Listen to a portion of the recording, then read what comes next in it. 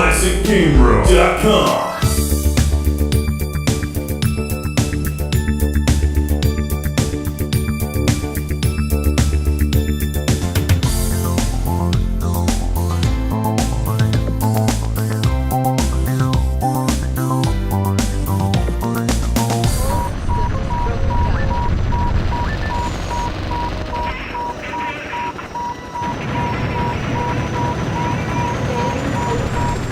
Prepare to crush enemies as a giant robot with a cool name. This is GUNGRIFFON, the Eurasian conflict from Game Arts on the Sega Saturn.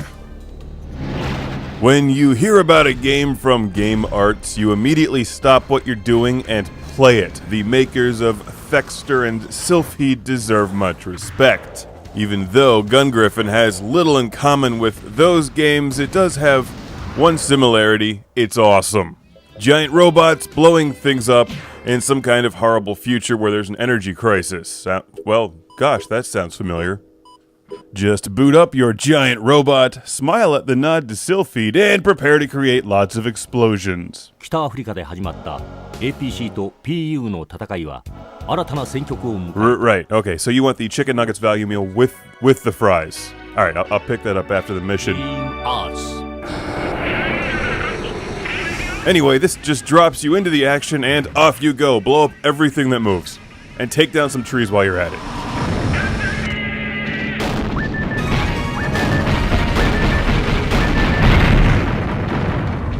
GUNGRIFFON is a first-person shooter-style action game on the Sega Saturn, a game system better known for 2D-style games than 3D-style games.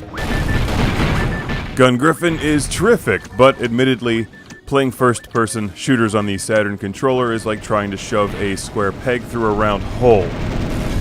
With enough force and a giant robot stomping on it, you'll eventually make it work, though.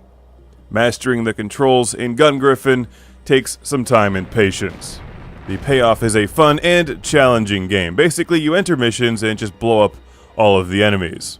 Being unable to read or understand the dialogue makes it a bit more challenging, but you pretty much just auto-target everything on your radar, so just shoot all of the red dots until they're gone.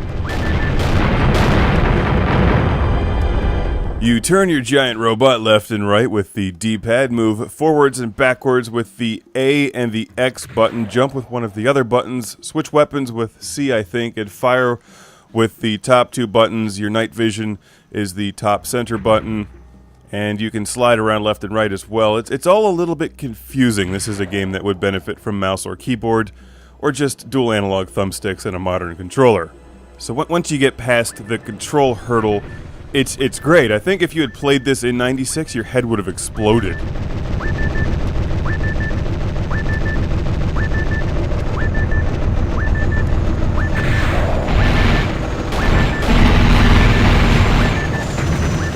You have a nice wide variety of weapons at your disposal, and it's always great to attack enemies from above, so feel free to jump, hover, and shoot away.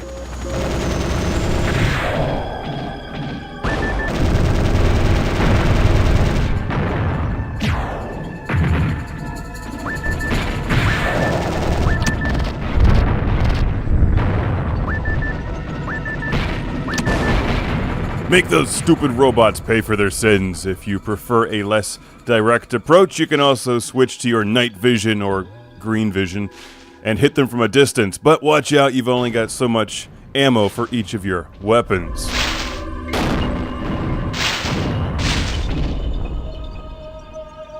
GUNGRIFFON may not seem like it, but it's an arcade game. You're being scored for your actions. Mission complete.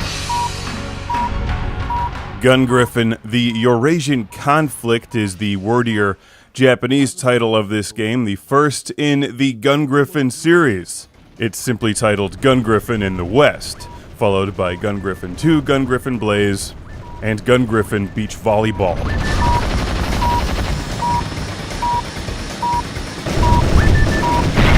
While the gameplay is a bit clunky by modern standards, if you dig games like Mech Warrior or Mech Assault, I highly recommend checking out GUNGRIFFON.